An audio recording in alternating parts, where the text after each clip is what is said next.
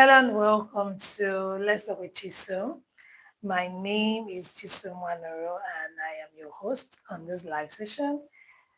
Just for the benefit of those that are joining us for the first time, Let's Talk with Chisum YouTube channel. This is a channel that we talk about life-related issues, contemporary issues, youth culture, but we look at them from the lenses of our Christian faith. So if this is your first time, you want to stick around, you want to click the like button, you want to click the subscribe, you want to hit that notification bell so you know when we put up new and edifying content. Yeah.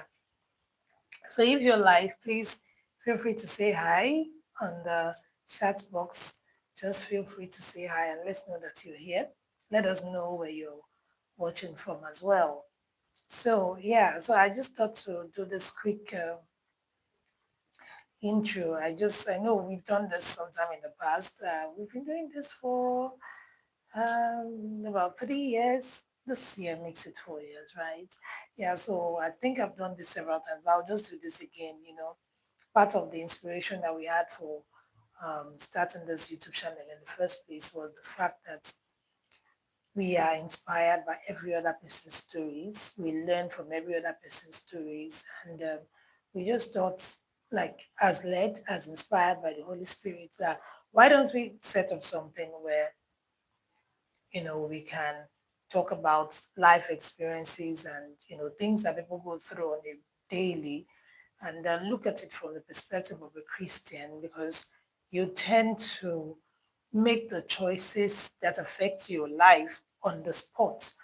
Not necessarily, you don't like the build up you need to make any choice at any point in your life. You don't have the build up at the spur of the moment when you need to make those choices because those choices don't actually tell you that, hey, you're going to make me at this point in your life, right? So you might not necessarily be prepared for what's coming. So that's why we put this YouTube channel so that we can have that place where we talk about things that happen on a daily basis so that we can learn from other people's experiences and we are better prepared for life. We are better prepared for issues that might come our way so that when we come across those issues or those circumstances, we say, oh, I think I listened to the story where somebody had gone through something like this and this was how the person did it. This was how the person was able to navigate successfully. So if you go through some of our videos. We have the Unbroken series where we had people come in, tell their stories. I remember Uncle Ima's story where he shared that the doctor had told him he had just 1 month to live. And it was a very traumatic experience for him. But this is about 16 years down the line and he's here. So he told us how the Lord helped him, the choices he had to make, and how he was able to navigate that phase. So it's just there. We have another story of, one of our mentors shared where he dealt with pornography, how he was able to come out of it. Another story of a woman that, she was looking for the fruit of the womb for 10 years and now she's a mother of 3 children. It's a set of twins and then another child. So we share a lot of stories to and strengthen each and every one of us, everyone that is watching, so that when you find yourself in a similar circumstance, you know that, okay, this person has been through this and this was how the person was able to navigate. So it helps you to make the right choices. And that brings us to our topic today. So before we get into the topic, I just want to respond to some of the chats. Ima, hi, good to have you here. Faith Kate, hi, good to have you here. So um, while we are just waiting for other people to join, and for those of us that are already online and you're watching, I just want to ask you a quick question. Today we're talking about choices. So have you made any choice in your life? Like, has there been any choice that you made in your life that kind of change the trajectory of your life? Like, can you think of any choice that you made and it just changed the course of your life, either for good or for bad? So please feel free to use the chat. Just let us know if it is a yes, say yes. And if you want to share, please feel free to as in to use the chat box. Okay. So because as we said, some of the inspiration we had is because to start up this YouTube channel is because the choices we make are actually determine where we go to. We can only make our choices, but the consequences or the repercussions or whatever comes out of it is actually up to us. Like, sorry, it's not up to us. Like, it's like we don't determine that. Once we make our choices, the consequences would just naturally come. It will just naturally just flow. They'll just naturally follow. So that one you don't have any, you can't do anything about it. It will just come, right? And that's what we're talking about today. How do we better prepare ourselves to make those choices? That's what Let's Talk with Chisom YouTube channel is about. It kind of tells you, okay, this person has done this has done that, just teaching you here and there, giving you tips here and there to better prepare you. So have you made a choice in your life at some point that changed the trajectory of your life, whether it's for good, whether it's for bad? So if yes, please let's see it in the chat box. Just type yes. If no, then just see, let's see no, please. Even if it's just a few, and then we'll take it from there because choices are very, very important. I just cited one of the stories we had shared, story of Uncle Ima Omo, where he talked about the experience he had with aminoblastoma. I hope I pronounced it well. And he was in that phase of his life. He had to check with the Holy Spirit. He had a choice to be bitter, which is that was what he was going through at the time. He felt bad. Of course, who wouldn't feel bad after getting that kind of a news? You get, and then he went to the Lord. He went to the Lord. That was the choice that he made. He went to the Lord, and God told him, you need to do this, you need to do that. And he made his decision, and he followed through with what the Lord told him to do. And 16 years down the line, he's here with us, well and healthy. He made a choice. So I'm still hoping to get some responses on the chat, but regardless, let's go into the topic for today. Now, I don't know about you, but I know that I've made so many choices in my life that has, either positively affected, negatively affected. Yes, I've made choices, and I've actually made choices that, let me just give, for example, I remember when I lost my hobby, the thought of, okay, Chisom, did you make the right choice? Did you make the right choice marrying this man? Probably you would have married somebody else. 10 years down the line, the man is dead. And I'm just looking at myself and I'm like, okay, Chisom, did you make the right choice? Because we're talking about choices today, right? We're talking about choices. So looking back, I just tell myself, Chisom, you made your choice. You made your decision. You live with the consequences. And I just look back and I say, I believe I made a good enough choice. I believe because I look back, the 10 years, they were beautiful. The 10 years, they were good. They were good. And I have wonderful children to show for it. I'm like, it might not have been the best choice. I don't know because I don't know if I had flipped it the other way. But I'm looking back and I'm like, I think I made a good choice. There are choices that you make, and when you just make them, you're like, whether it's good or bad, I've sure made the choices and I'm here. So we're looking at the choices we make, right? What were the things that um, triggered us before we made those choices? Because I know before I got married, I took out time to pray. I saw the face of God. I had that peace before I married. If I had not gone through that route, probably I would have been bitter after he died. Did I feel bad? Yes, I still feel bad. Like, why would you just die after 10 years? Of course, I still feel bad, right? But then again, whatever choices we make, we can only make our choices, but then we live with the consequences or the repercussion of our choices. So we'll be looking at the story of um, of Judas. We'll be looking at the story of Judas. Now, there's something about making choices. Many times, like I heard about an accident that happened that took the life of everybody in the bus.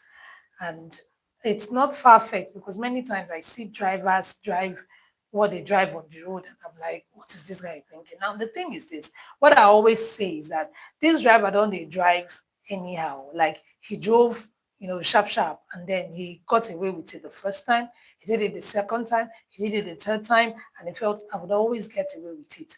And then this driver did not know that on a certain day he would do the very same thing and it will cost him his life and the life of every other person in the bus. And when I look at it, I'm like, well, because when we heard the story from the people that witnessed it, they were like, the man, it was a vehicle that was traveling, I think, from the east to Port Harcourt or something like that. And then the driver was trying to overtake another vehicle. So while he was trying to overtake the other vehicle, he didn't see an oncoming vehicle, and it was already too late. Unfortunately, everybody in the bus died. So this is just a split second decision that cost the life of everybody in the bus, rendered some wives widowed, rendered some husband, made them widowers, made parents childless, made some people lose their siblings, made some people lose their breadwinners. Just one split second decision. But the thing about making these decisions is that, as I said, many times we don't always get the repercussion of the choice, like the negative repercussion immediately. Because as I said earlier, this driver must have been driving, sharp, sharp driving. All this while he must have been driving it. Of course, he must have driven for years. I've been driving for about 8 years, but I know that I would not drive to the east. So for someone to be driving to the east, I'm sure he must have driven for quite a while. And I'm sure he must have done this sharp, sharp, swift poo, poo on the road like James Bond 007 kind of driving several times, and he has gotten away with it. But he never knew that on this particular day he was going to hook. Now we hear stories of people like, the people who call Ron Scale, like aristos in Nigeria, as people that do hook up, if we want to use the word, sleeping around for money. And then we hear stories where they were used for ritual. I heard a particular story that was quite pathetic. It was a man that was traveling, and then on his way, his car broke down, and he called his mechanic. Unfortunately, the mechanic could not arrive in good time, and he had to stay inside his vehicle along the road. So he was like, it's a new car. There's no way I'm going to leave this car on the road. So he stayed inside his car and just, made his, like, bent the seats to go down so he could lie down in the car. So while he was in the car that night, he said on the express, he said a vehicle pulled over, not knowing that somebody was inside his car.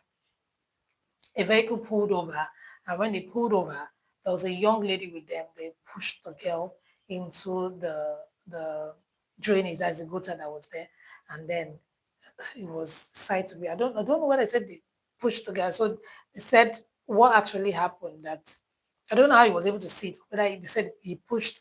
Okay, I think they pushed the girl on the ground because he was able to see from the vehicle where he was. He said one of the men slit the girl's throat, and then quite gruesome. Heart was like drinking her blood, more or less, all this ritual stuff. And then what they were saying to the girl was like, she been her iPhone you want, see the iPhone. She been her this thing you want. So they gave her the iPhone, someone that they were killing. They gave her the iPhone, they gave her the story, like she that's what you want. So they gave it to her. Of course, they dropped it on her body, they had killed her, and then they drove off. Now the guy froze. So he said why the thing was happening, he froze and he out of shock, he just passed out because it was too gruesome to watch. He passed out, and he said the next thing that woke him up was in the morning when police were banging on on his window, like trying to wake him up. And when he woke up, they saw a body on the road, and then they saw a vehicle, and they saw somebody lying down. So of course, he was the first person that they reached out to. So he was the one that was now telling the story of how his vehicle broke down and how he was in the vehicle and how he saw what happened, and he couldn't do anything. Okay, so we're back. So that was how the man was able to tell the story because he saw it happen live and direct. So this lady in question made her choice, and I can bet you that she's made similar choices probably over the months, over the years, but she didn't know that at this point she was going to make this choice and it was going to lead her to this point. So it's very important that when we make these choices, take for instance, as I said, we're going to talk about Judas. Judas was a disciple of Jesus Christ. If you're church folk, you know that. And we know him because he was one that betrayed Jesus, right?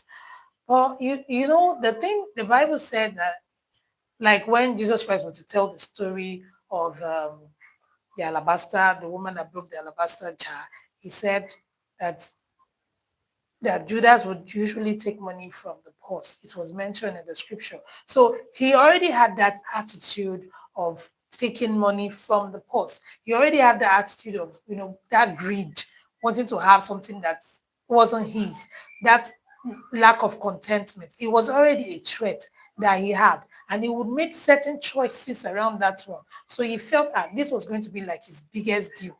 Like, now, let's get it straight. Judas was not a bad person. Judas never wanted Jesus to be killed. Because if he wanted Jesus to be killed, when Jesus Christ died, he wouldn't have killed himself. He killed himself because he couldn't take the thought that Jesus Christ died. Now, why did I say this? There were several times that the Pharisees have tried to catch Jesus, but for some reason, Jesus would, he would meander and get away from the crowd. So he felt that this is exactly what's going to happen. He was going to make the deal with the Jews, the Pharisees, and after he was done with the deal, he collect the money, and then he would, betray Jesus, and then Jesus, the normal way, Jesus would disappear from there, and then it will be a clean deal. And then if they ask me, like, I did my part. My part was to show you Jesus, and I showed you Jesus. Oh, that's not my problem, right? I believe that was what he wanted to do. It was supposed to be a clean deal, like the way he's been collecting money from the post. It was supposed to be a clean deal. Nobody was going to stress him, but it didn't turn out like that. Unfortunately, it didn't turn out like that. And I believe that even when they caught Jesus Christ, it was like, Jesus is the Son of God, he can't do anything. He will just disappear. So I'm sure even when they caught him, when they were flogging, say, Jesus can still, he will not allow them to kill him. He is the Messiah. He will just disappear. Even when they were going to put him on the cross, Jesus rose Lazarus from the dead. He's not gonna die. He's not gonna die. He can't die. He has power over. He knows what Jesus could do. So like this is not going to. It's not going to end in death. Jesus Christ has power. He knew the capacity that Jesus Christ had. He knew that Jesus Christ would do it. So he just felt that this thing, any which way, is going to favor me. But he didn't know it was going to go the way it went. And unfortunately, it went because the plan was for Jesus Christ to die on the cross. And that's the reason why he couldn't take it.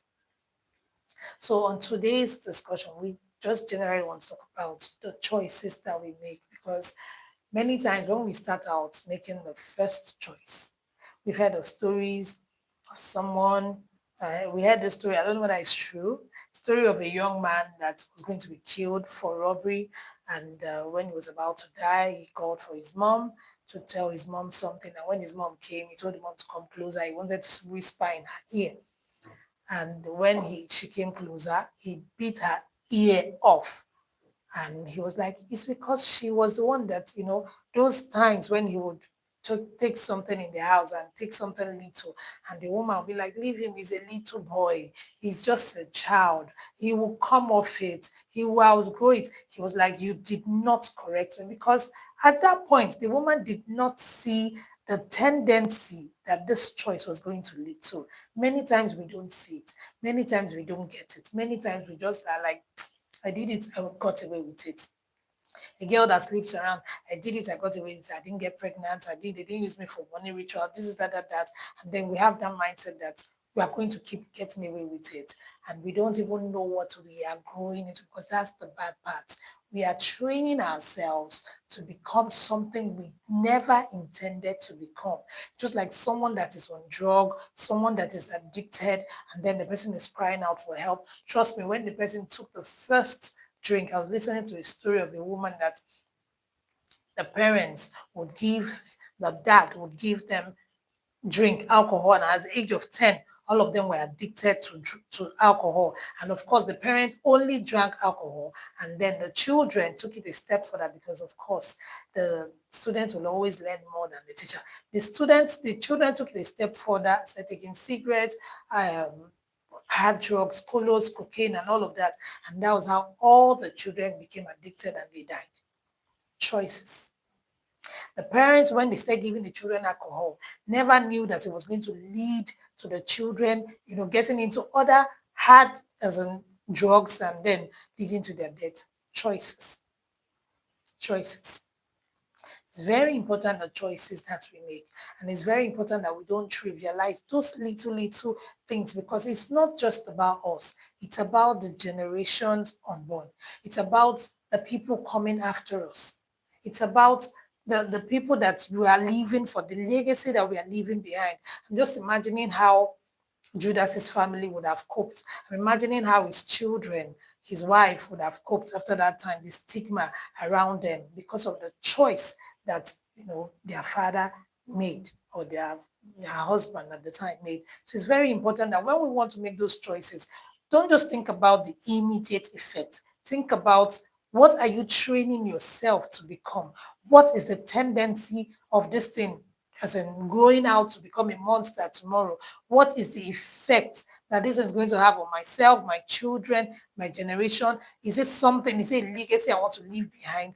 What, to the degree, we don't really know the degree that this thing is going to grow into. I bet you, if Judas knew that this was going to grow into what it became, that he betrayed the Son of God and went down into history as the person that betrayed the Son of God, and he couldn't take it and then he killed himself, trust me, he wouldn't have started out the first time.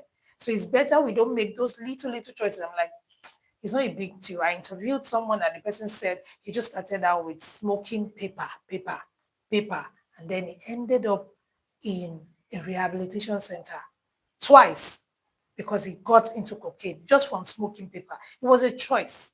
And then it led to another thing, and then it led to weed, and then it led to, just like that, and then, ended in cocaine. So it's very, very important that we check the thoughts of our hearts. That's why the Bible says that we should guard our heart with all diligence, because out of it comes the issues of life.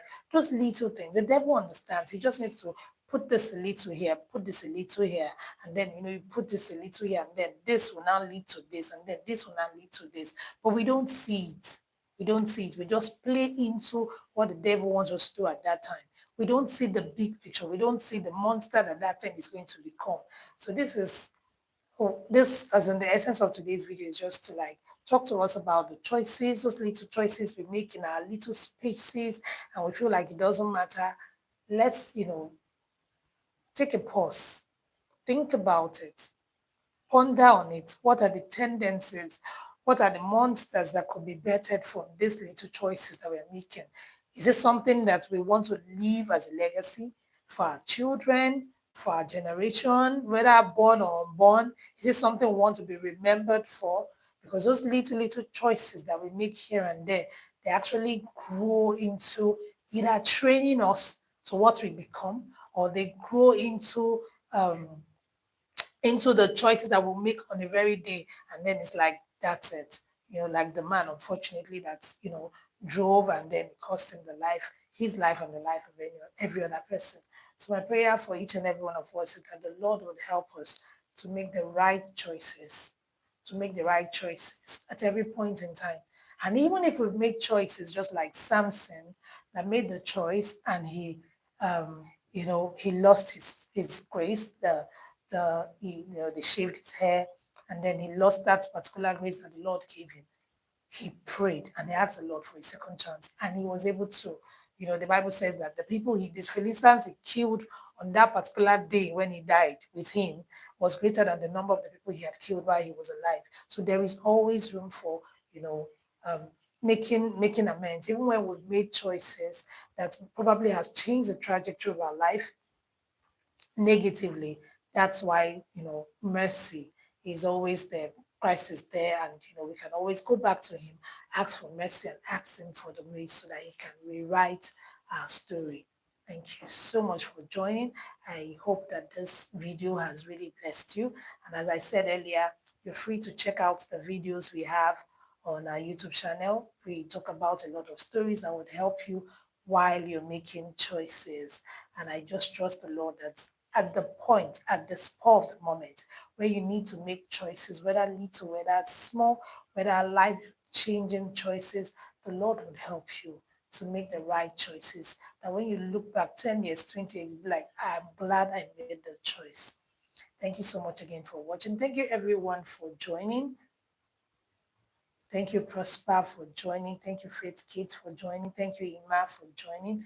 Thank you, the Jeanza, for joining. Thank you so much for joining. I hope this video has blessed you. Please feel free to um, drop your questions, drop your comments. Let us know if you made any choice that changed the trajectory of your life, whether it's good or bad. Feel free to share the comment section, even though I know it's a live session and it's going to end, but you can always get the excuse me, like you can still put your chat on the comments on the video when it's properly uploaded on the YouTube channel. Feel free to also send us a message like a YouTube channel, and we'll feel free. We would always be able to respond as much as we can. Thank you again for joining. My name is Chisomwano. Say we love you. Who is this? Tyler. I don't know what you're saying, but thank you for joining, Tyler. Thank you again, everyone, and enjoy your night rest. God bless you. See you next week for another interesting episode. Bye.